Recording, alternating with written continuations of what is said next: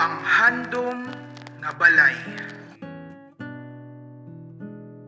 Sa isa ka matahong nga hapon, si Jonas nga isa ka sultiro nagapungko sa idalom sang puno.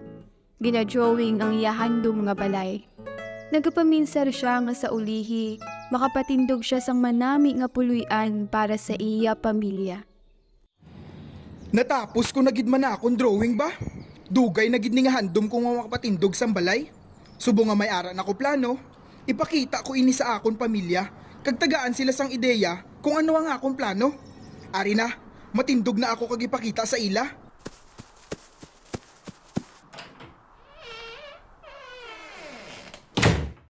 Manong, ano na yung mga ginabit-bit? Ay gang, ara ka gali, amo inigang ang plano sang aton nga balay.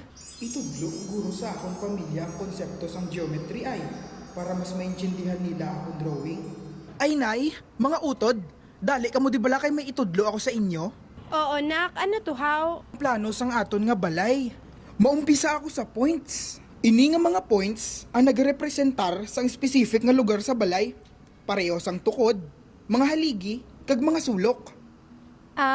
So sa drawing mo gali, nak, ang mga points nag-representar sa mga lugar nga importante. Hoo nay intsakto agid. Ini nga mga points ay importante.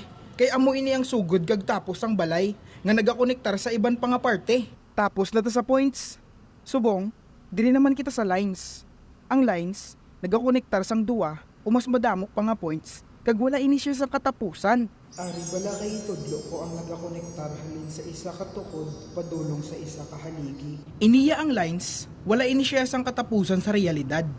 Pero ginerepresentar ini sang plano sang dalan o mga direksyon nga nagapadayon o nagapadulong sa malayo. Amo na gali, Mano, ang mga lines gali ang nagakonektar sa mga lugar. Pareho sa mga dalan, patulong sa balay kag kalye. Ogang, dili naman kita sa line segments. Ang line segment nagasugod kag nagakatapos sa duwa ka points. Itudlo ko baladani ang mga pader kag bintana nga may insakto nga sukat. Ini nga mga line segments amo ang sukat sa mga bintana, mga haligi kag mga dingding nga may sugod kag katapusan. Amo ini ang mga parte sang balay nga makita naton mismo. Kanami gid bala sang akon bata mag-explikar Klaro gid nga ang line segment sa imo drawing nagarepresentar sa mga insakto nga sukat kag form. Salamat gid sa imo pagdayaw nay. Ang mga line segment diri sa balay nagahatag sang porma kag struktura para masigurado nga matibay kag insakto ang sukat sang kada parte. Ito nalipatan kit ni Manong i-mention ang layout. Amo pa ini nga tanang hindi ko maintindihan pag lecture ni Sir Pai. Ari bala kay pamakuton ko sa Manong, di ba may upot pagit ini nga mga lines, points kag line segments? Kag ini ginatawag nga ray? Kuugang, mayo lang kiging pamangkot mo. Kaso, wala diri parte sa akong drawing nga nagarepresentar sang ray. Pero, ang ray nagusugod sa isa ka point kag nagapadayon sa isa ka direksyon nga wala sang katapusan. Hay, ano ang mga halimbawa sina Manong? Baw, timing gid kay nagsulod ang sinag sang adlaw sa bintana. Amo na lang ini ang ihalimbawa ko sa iya Ang butlak nga nagahalin sa adlaw kag nagapadayon sa isa ka direksyon nga wala sang katapusan. Amo na gali, Manong. Baw, salamat kay naathagan gid ako. Wala gid sa problema gang Abi bala anay kihatag ko kay nanay ang gindrawing kong mapapel. Nay, lihog ko gani anay tago. Kay 3 years from now, ipaobra ko ina para sa aton nga pamilya. Sa subong, matipon lang ako danay sang kwarta.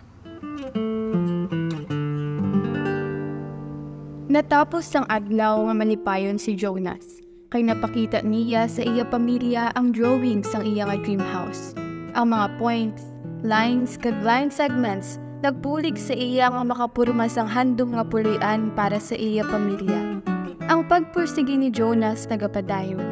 Pareho sa mga rays ang adlaw nga nagasiplak padulong sa wala katapusan, nga may paglaom kag handom sa masanag nga buwas damlan.